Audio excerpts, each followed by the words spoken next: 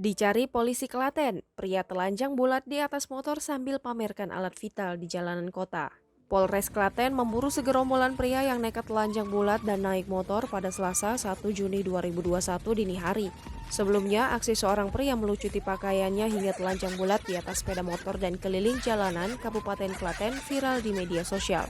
Dalam video berdurasi 30 detik itu menunjukkan sejumlah pemuda menggunakan sepeda motor tampak konvoi dengan jalan zigzag.